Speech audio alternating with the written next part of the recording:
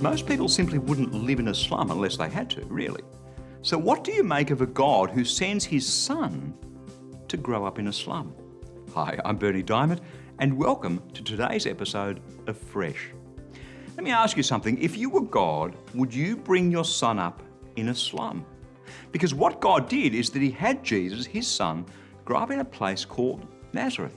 Now, that may not mean all that much to us here and now, beyond the fact that we recognise the name. But when Jesus started his gig of speaking tours and miracles, it was the source of quite some consternation. John chapter 1 verses 45 and 56. Philip found Nathanael and told him, "We have found the man that Moses wrote about in the law. The prophets wrote about him too. He is Jesus, the son of Joseph. He is from Nazareth." But Nathanael said to Philip, "Nazareth? Can anything good come from Nazareth?" Philip answered, "Come and see." Nazareth, clearly not the sort of place you'd live if you were given a choice. And yet God was given a choice, and he chose this place. Imagine a slum in your part of the world, a part of your country or a suburb in your city, the sort of place where you would least want to live. Now imagine if you were God. Would you bring your son into that place and have him spend his childhood and formative teenage years there?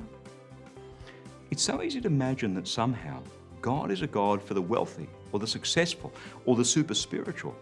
I'm not sure why we imagine that, but somewhere in our hearts, my hunch is we all do. And then God drops his son somewhere in a slum near you. Jesus. That's God's word. Fresh for you today. God's thoughts aren't our thoughts. His ways aren't our ways. That's why it's so important to get to know him.